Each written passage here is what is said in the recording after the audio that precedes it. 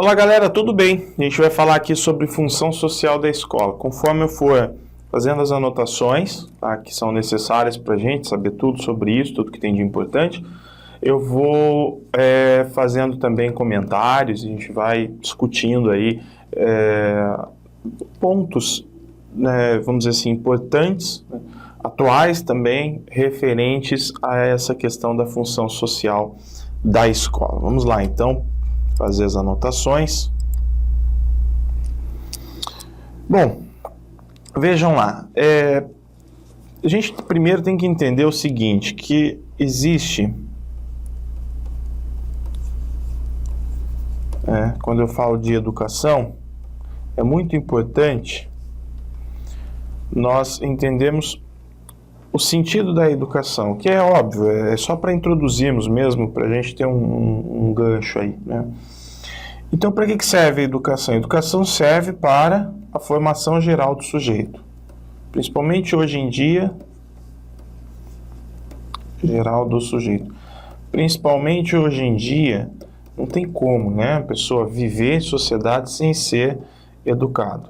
Então, não tem como. Então, quer uma formação geral, tem que ser educado. O que é educação, né? De que forma a pessoa consegue essa formação geral? A partir da apropriação de cultura acumulada pela humanidade. A apropriação de cultura. Basicamente é isso. Agora, dentro dessa cultura, existem regras sociais, conduta, conhecimentos, uma série de coisas, não é? O que nos importa nesse momento é entendermos o seguinte, que a educação ela é oferecida a partir de práticas educativas.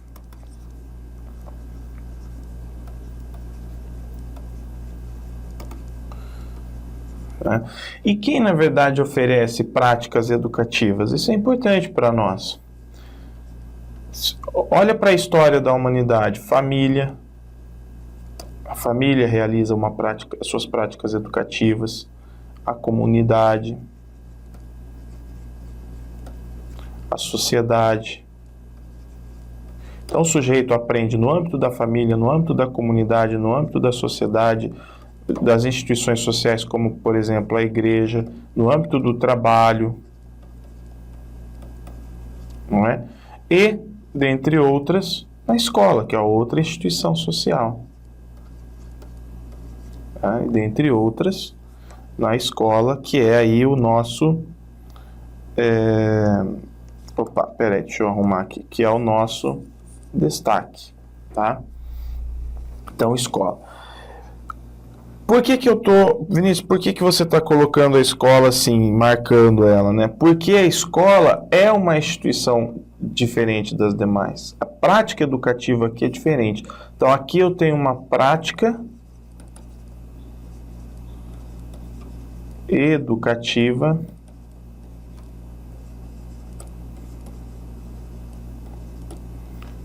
diferenciada. Ok? Então, eu tenho aqui uma prática educativa diferenciada. Veja. Então, quando eu falo de prática educativa, que ela ocorre na família, nas instituições civis, sociedade, etc., eu estou dizendo o seguinte, que o sujeito aprende em vários contextos. E a LDB considera isso. Se você analisar o artigo 1º da LDB, ela considera que a educação, né, em outras palavras, a educação se manifesta, vamos dizer assim, a prática educativa ela existe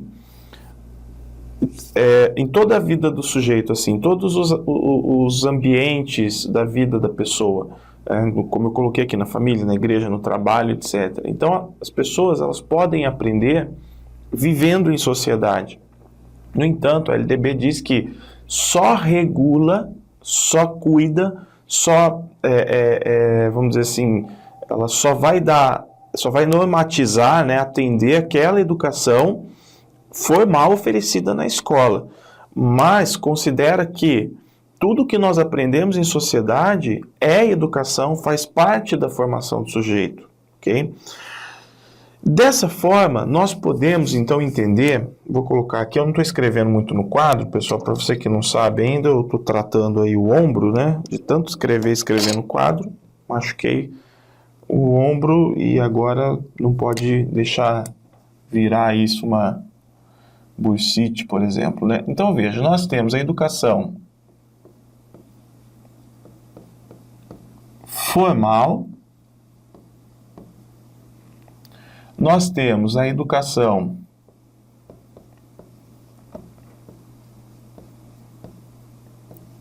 não formal e nós temos a educação informal.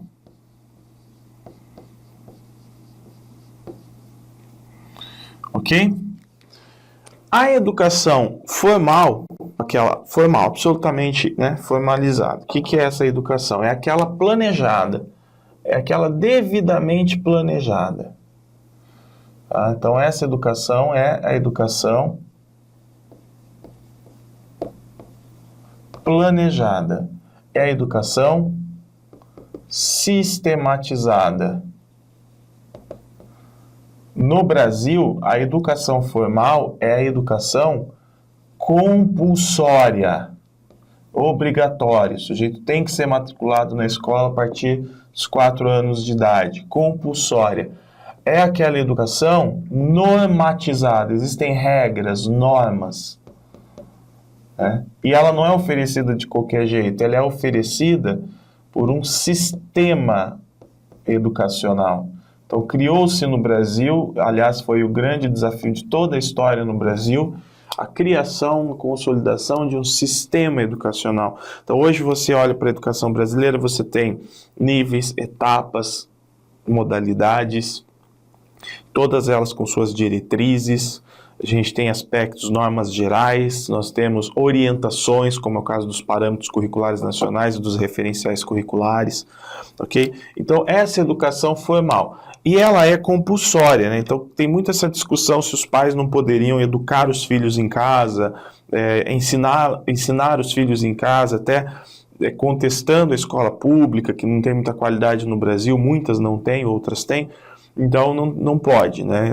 A criança tem que ir para a escola, lá é o ambiente dela de socialização, de humanização e de educação, né? Lá ela tem acesso ao ensino formal e tudo mais. Então, está aqui, a educação formal. Por outro lado, nós também podemos encontrar a educação não formal. Então, a educação formal é oferecida pelas instituições de ensino formais, né? A escola, aquelas instituições de ensino formais, credenciadas e tudo mais. Agora, a educação não formal, ela é planejada também. Então, imagine lá, uma escola de inglês, por exemplo, ela planeja o curso para ser oferecido, ela tem um sistema de avaliação de aulas, tem um calendário, tem tudo certinho. Mas ela não é uma instituição assim, não é algo obrigatório, não faz parte da educação básica do sujeito, tá? Então, aqui, ó, a não formal, ela é planejada,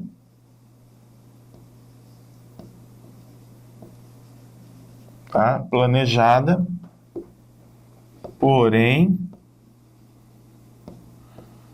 não compulsória e não regulamentada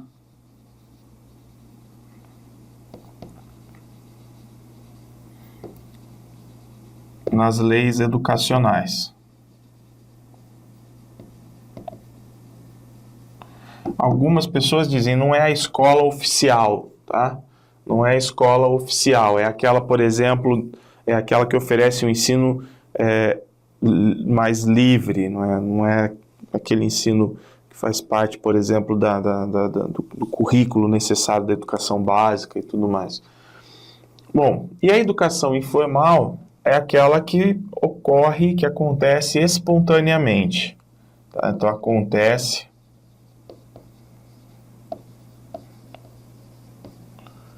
espontaneamente na sociedade, no trabalho, na igreja, na família, etc. Ok? Então, nós teríamos aí esses 3 tipos de educação: formal, não formal e informal. Em todas elas, o sujeito tem apropriação de cultura. Todas elas contribuem para que a pessoa se aproprie de cultura. Mas a que se destaca, e quando a gente fala de função da escola, aqui nós vamos levar em consideração é a educação formal. Então, a referência para você dar uma lida lá e já ir guardando, né, essas informações, artigo 1º da LDB. Leia lá o artigo 1º da LDB e analise como a LDB trata do assunto, né, educação de forma geral aí. Bom, daqui a pouco a gente volta aqui para outros comentários. Visto isso, pessoal, vamos voltar para os slides para a gente continuar aqui as nossas anotações. Então, agora eu quero dizer o seguinte, que a escola, que é o nosso destaque aqui, eu vou pegar uma cor azul, a escola oferece um trabalho, ou pratica, né, um trabalho intencional. Então, ó, o trabalho escolar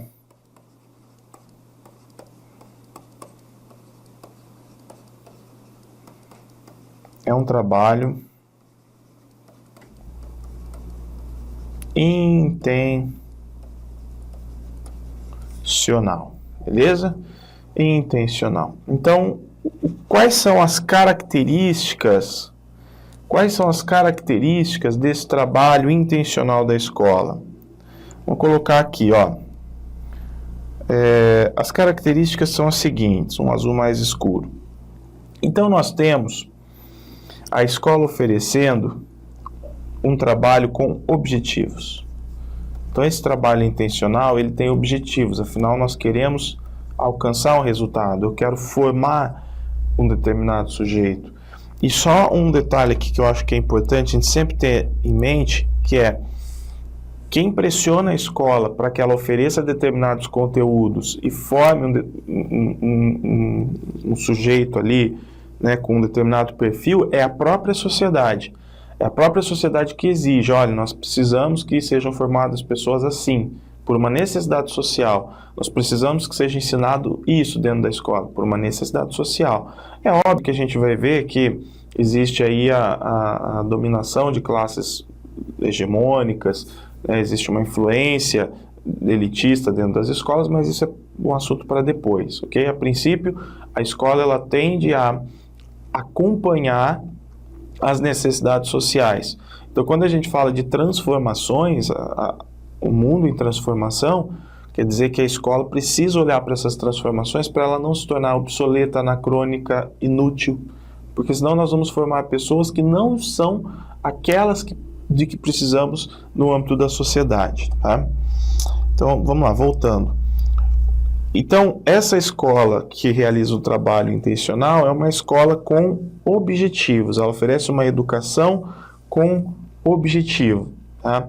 Os objetivos, eles estão relacionados ao desenvolvimento dos alunos e à capacitação dos alunos.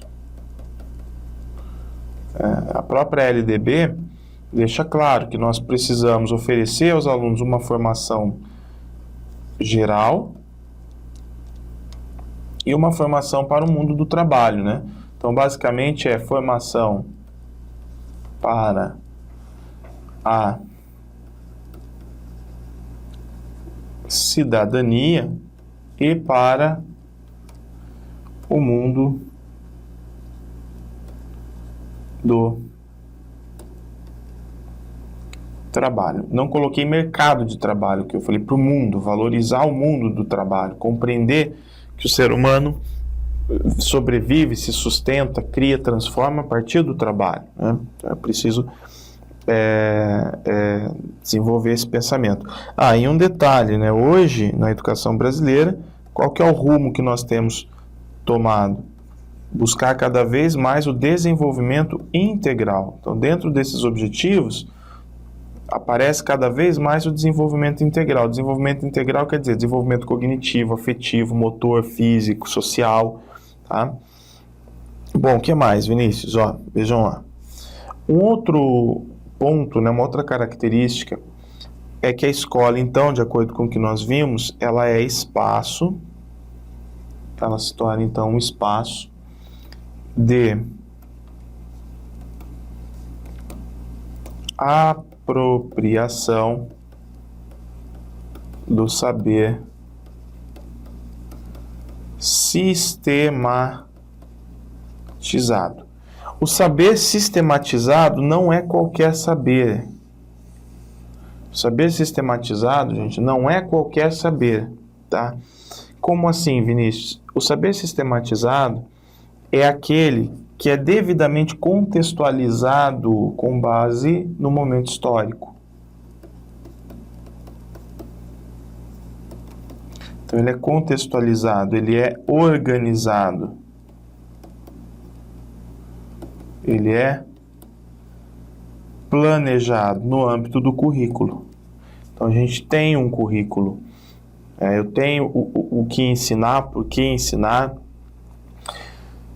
A base curricular comum no Brasil, que está sendo reconstruída, ela tem seus fundamentos, tá? E a escola, ela tem 3 funções essenciais.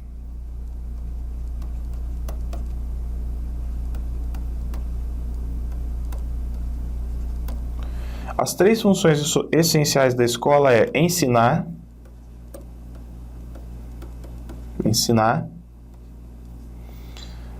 a outra função da escola é humanizar e a outra função da escola é socializar, ok? No entanto, gente, é importante que a gente tenha consciência do seguinte. Por exemplo, no caso da socialização, a socialização ela não ocorre sempre de forma harmônica. Dentro da escola, dentro da sala de aula, nós presenciamos conflitos de interesses, de necessidades, de cultura, tá? Então, é muito importante entender que a escola não é um ambiente neutro e absolutamente harmônico, tá? Então, a escola não é ambiente neutro e absolutamente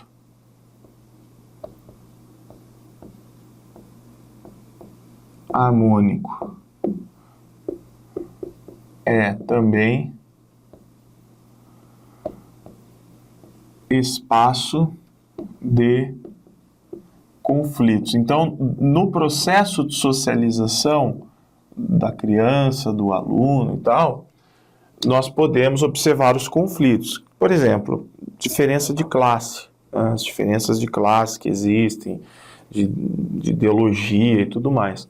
Agora, os conflitos são normais? São. É natural que exista, principalmente num país como o Brasil, né, de cultura pluricultural, multicultural, é normal que existam os conflitos. O problema é que muitas escolas não conseguem resolver esses conflitos, né? A não superação dos conflitos é um problema, porque aí gera preconceito, gera discriminação, exclusão social. Então, é importante que a escola perceba a existência dos conflitos, valorize os pontos de vista existentes, as culturas existentes, as necessidades existentes, os interesses existentes, mas consiga atender a todos. Construir uma ética que seja em que o sujeito possa ceder um pouco e ser um pouco também atendido nas suas demandas, de acordo com seus interesses e tudo mais. Com relação ao humanizar, a escola vai, daqui para frente, ela vai, vamos dizer assim, ter um papel cada vez mais importante. A gente percebe que a sociedade internacional, a sociedade mundial como um todo, ela tem se tornado muito fria em alguns aspectos, né? A gente convive com terrorismo, nós convivemos com violência, com consumismo, a inversão de valores, né? O ter sobre o ser.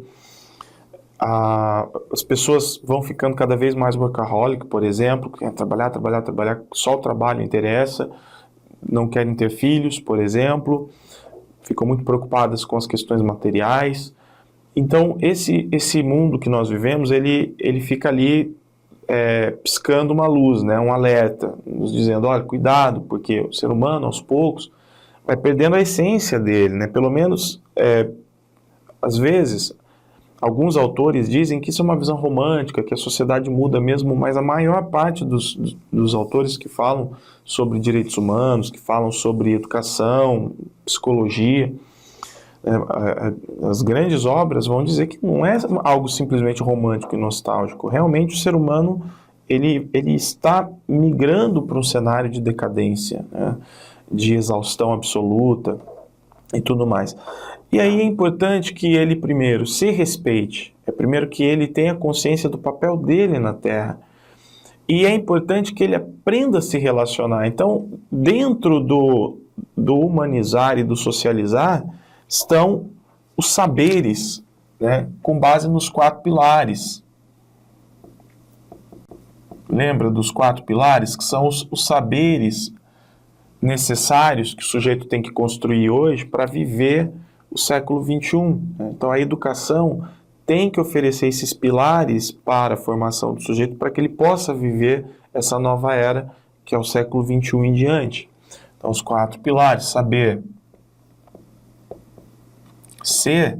O saber ser está relacionado ao quê? A uma capacidade que o sujeito tem de se conhecer, né? De se conhecer, é um olhar para dentro, de se compreender.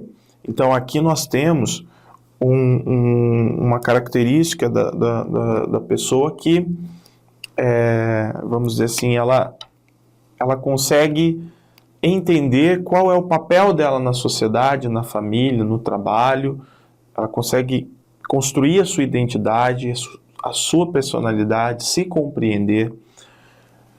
Mas é importante também a inter-relação, né? Não só intra-relação, mas a inter também, o saber conviver com o outro. Isso aqui tudo faz parte do processo de humanização e socialização. Saber conviver, saber fazer, saber saber.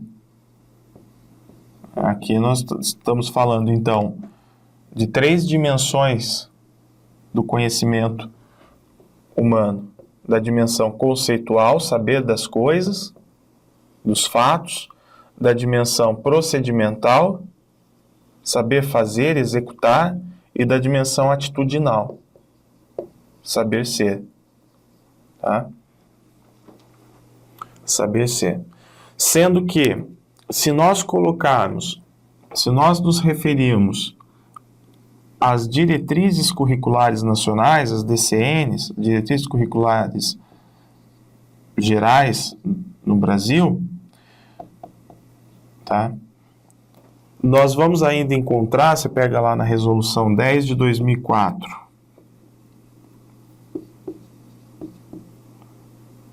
não, desculpa, Resolução 4 de 2010, estou invertendo as coisas aqui. Lá a gente vai ver ainda que é importante que a escola ofereça para a formação do sujeito, isso é a função da escola, é o papel dela, 3 dimensões importantes, né? Forme o sujeito numa dimensão política, ética e estética. 3 exemplos. Política. Viver democraticamente, defender as bases democráticas, ter responsabilidade social, cidadã, compreender os deveres e os direitos. Ética, saber conviver, no caso, respeitar o próximo, né, buscar harmonia nas relações, buscar a convivência harmônica, viver bem, ética, viver com ética, né, respeitar também direitos, etc. Estética, valorizar a cultura, ser sensível à cultura, inclusive a cultura alheia, respeitar aquilo que o próximo produz, respeitar o cenário multicultural, saber conviver. Então a gente tem isso tudo, vamos dizer assim, isso tudo como um recheio da formação que a escola tem que oferecer ao sujeito. Então, a escola ela tem 3 funções essenciais: ensinar, humanizar e socializar. E dentro dessas funções essenciais, nós temos todos esses aspectos. Poderia colocar vários outros, mas eu estou trabalhando aquilo que é mais essencial e que já nos dá uma visão panorâmica da situação com a qual nós estamos lidando. Bom, visto isso, pessoal, então tá aí as 3 funções essenciais da escola, né? Tudo isso a escola faz planejando, com objetivos, traçando suas metas, etc. Visto isso, é o seguinte, eu vou dar uma pausa nessa aula, deixa eu voltar aqui. Essa aula já está com 25 minutos, quase 26, eu vou dar uma pausa e já volto, tá?